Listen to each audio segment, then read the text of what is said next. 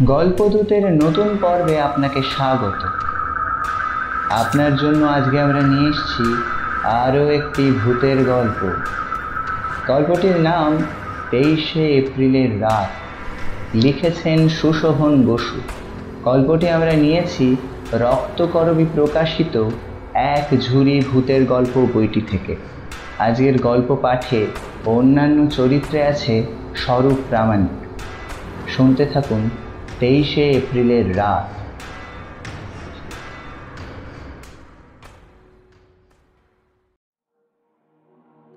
কফিতে চুমুক দিয়ে রাঙা দাদু বললেন, আজ তোদের একটা গল্প বলব।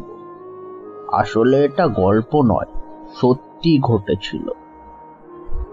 জমজমাট গল্পের গন্ধ পেয়ে আমরা দাদুকে ঘিরে বসলাম। আমি, পিন্টু, রিয়া, সমু।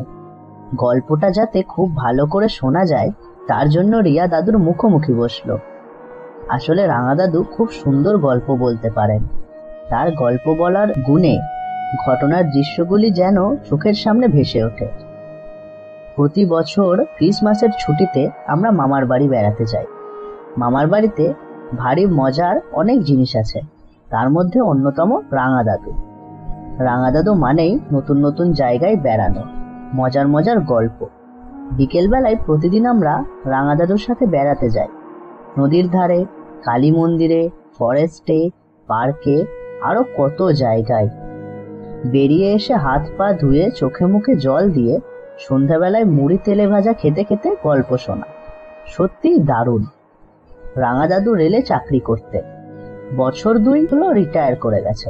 স্টেশন মাস্টার ছিলেন। চাকরির জন্য ভারতবর্ষের বিভিন্ন জায়গায় তাকে ঘুরতে হয়েছে।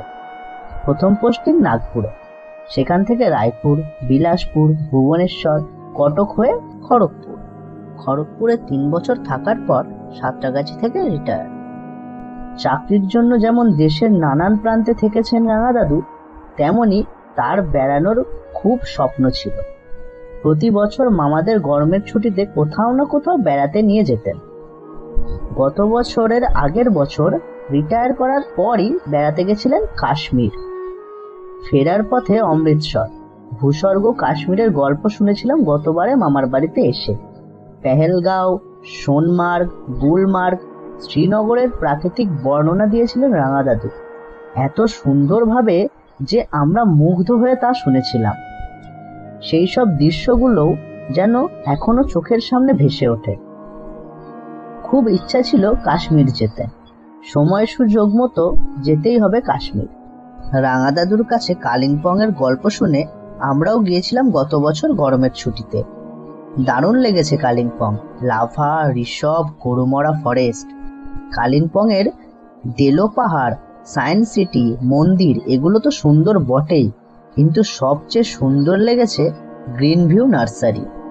ক্যাকটাস যে এত ধরনের হতে পারে তার ধারণাই ছিল না আমার। প্রায় 750 রকমের ক্যাকটাস আছে এই নার্সারিতে। এত সুন্দর ক্যাকটাস কোনোদিনও দেখিনি। 2 চোখ ভরে দেখতে দেখতে মনে হচ্ছিল এই সব কটা ধরনের ক্যাকটাসই এইখান থেকে নিয়ে যায় বাড়িতে। আমাদের বাগানে থাকলে রোজ সকালে ঘুম থেকে উঠে দেখতে পাবো। ক্যাকটাসগুলোর ছবি যেন চোখের সামনে ভাসে এখনো। এছাড়া গরুমারা ফরেস্টে জিপে চড়ে জঙ্গল সাফারি এক দারুণ অভিজ্ঞতা। জিপে ঘুরতে ঘুরতে বাইসন, হাতি, ময়ূর বনের মধ্যে ঘুরে বেড়াচ্ছে দেখলাম।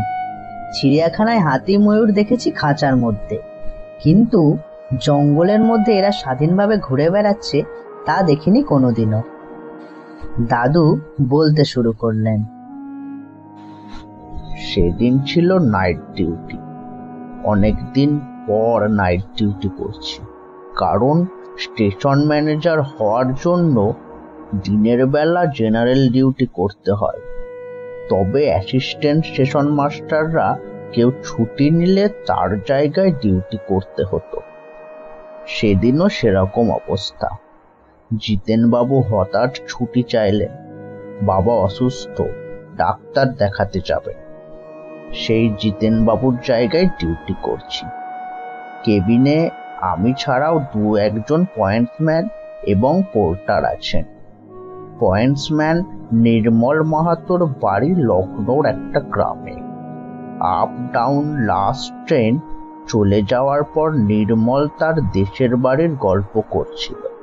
সেখানকার বিখ্যাত চৌসা গ্রামের গল্প শুনলাম ওর কাছে। নির্মলদের বিরাট আম বাগান আছে। তাদের বাগানের ল্যাংড়া আমের সঙ্গে কয়েকটা চৌসা আম গাছও আছে। ওরটার অভয়ের বাড়ি হলো মুজাফপুরে। সেখানকার লিচুর কথা শুনলাম অভয়ের কাছে। অভয় বলল পরের মাসেই সে বাড়ি যাবে, তখন লিচু আনবে আমাদের জন্য। গল্প করতে করতেই অনেক সময় কেটে গেল। রাত তখন কত হবে, 4:05। ডাউনে হাওড়াগামী ফার্স্ট লোকালের সময় হয়ে গেছে তখন। নির্দিষ্ট সময়ে লাইন ক্লিয়ার হয়েছে, সিগন্যালও দিয়ে দিয়েছি। সময় হয়ে গেছে গাড়ি স্টেশনে ঢোকার, কিন্তু গাড়ি কই? কেবিন থেকে মুখ বাড়িয়ে দেখি দূরে একটা গাড়ির হেডলাইট দেখা যাচ্ছে, মনে হচ্ছে হোম সিগন্যালের কাছে। ঠিক আছে, গাড়ি তবে আসছে, কিন্তু লেট হচ্ছে কেন? ঠিক সময়ে তো লাইন ক্লিয়ার হয়েছে। আমি খাতাপত্র লেখায় ব্যস্ত হয়ে পড়েছি। মিনিট 5 পর পয়েন্টসম্যান নির্মল মাহাতো কেবিন থেকে উঁকি মেরে বললেন, বড়বাবু, গাড়ি তো মনে হচ্ছে ওই একই জায়গায় দাঁড়িয়ে আছে। আমি তাড়াতাড়ি চেয়ার থেকে উঠে গিয়ে দেখলাম, হ্যাঁ ঠিকই তো, যেখানে দেখেছিলাম সেই একই জায়গায় দাঁড়িয়ে আছে। কি ব্যাপার? সিগন্যাল তো ঠিকই আছে। ওয়াকি টকিতে ড্রাইভারের সঙ্গে যোগাযোগ করার চেষ্টা করলাম। ওয়াকি টকিতে ড্রাইভারকে ডাকছি, কিন্তু কোনো সাড়া নেই। ড্রাইভারের ওয়াকি টকি খারাপ হয়ে গেল নাকি? তাড়াতাড়ি কন্ট্রোলে ফোন করে জানালাম। কন্ট্রোল থেকে ড্রাইভারের মোবাইলে ফোন নম্বর নিলাম। যদি ড্রাইভারের ওয়াকি টকি খারাপ হয়ে থাকে তাহলে মোবাইলে কথা বলা যাবে, সেই ভেবে ড্রাইভারের মোবাইল ফোনে ফোন করলাম। ফোন রিং হচ্ছে, কিন্তু ধরছে না। কি ব্যাপার? দেখতে দেখতে 7-8 মিনিট হয়ে গেল। আমি আর দেরি না করে নির্মলকে বললাম, তুমি আর অভয় দুজনেই যাও। ওরা দুজন দুটো টর্চ নিয়ে তাড়াতাড়ি ছুটলো। এদিকে কন্ট্রোলও বারবার ফোন করছে, কি হলো, গাড়ি আসছে না কেন? কারণ পরপর সব ট্রেন এক একটা স্টেশনে দাঁড়িয়ে। কন্ট্রোলে বললাম যে দুজনকে পাঠিয়েছি। এদিকে ভাবছি কি হতে পারে। গাড়িতে কোনো যান্ত্রিক গোলযোগ হলো নাকি? ড্রাইভার হয়তো চেষ্টা করছে, কিন্তু ঠিক করতে পারছে না। কিন্তু গাড়িতে কোনো সমস্যা হলে ড্রাইভার তো কন্ট্রোলে বা স্টেশনে বলবে মেইনটেনেন্স স্টাফ পাঠাবার জন্য, কিন্তু সেও তো কোনো কথা বলছে না। কি ব্যাপার হলো কে জানে। আমি যখন এইসব নানা কথা চিন্তা করছি তখন নির্মল ফোন করলো। বড়বাবু, ড্রাইভার কেবিনের মধ্যে অজ্ঞান হয়ে পড়ে আছে। এই কথা শুনে আমি তাড়াতাড়ি কন্ট্রোলে ফোন করলাম। ইতিমধ্যে গার্ডও পিছন থেকে সামনে চলে এসেছে কি ব্যাপার জানতে।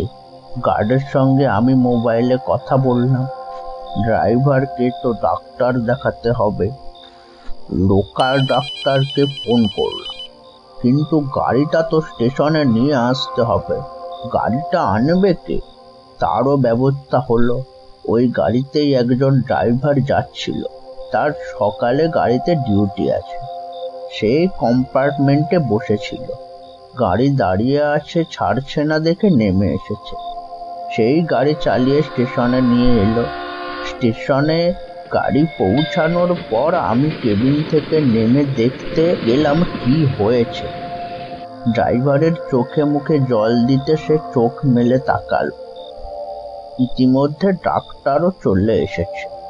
একটু সুস্থ হলে তার কাছে জানতে চাইলাম কি হয়েছে।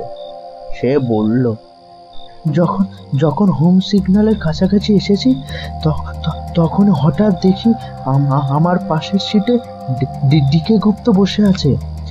ওকে দেখেই আমার সমস্ত শরীর যেন কেমন কেমন কেমন করে উঠলো। তারপরে কি হলো কিছু জানি না। ডিকে গুপ্তকে? তাকে দেখে ভয় পেলে কেন? কিছুই বুঝতে পারছি না। তারপর নির্মলের কাছে সমস্ত ঘটনা শুনে আমারও তো হাত পা ঠান্ডা হওয়ার অবস্থা, কিন্তু মুখে তো প্রকাশ করা যাবে না।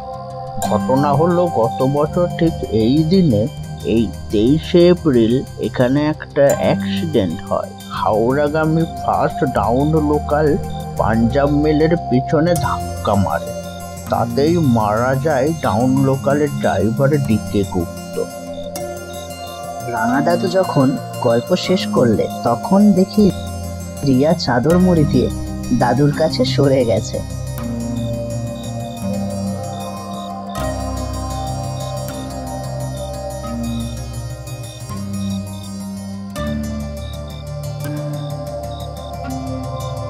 যদি আপনিও কখনো এভাবে ভূতের সন্ধান পান তাহলে ভয় পাবেন না।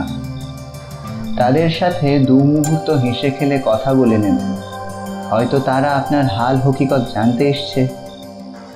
আর যদি ভূতের সন্ধান না পান তাহলে অন্তত ভূতের গল্প শোনার জন্য চলে আসবেন আমাদের চ্যানেল গল্পদূতে। সাবস্ক্রাইব করে যান, লাইক করুন, কমেন্ট করুন, শেয়ার করুন বন্ধুদের সাথে। আগামী শনিবার ঠিক সন্ধ্যে 7টায় ফিরে আসছি আরও একটি নতুন গল্প নিয়ে। ভালো থাকবেন, শুভরাত্রি।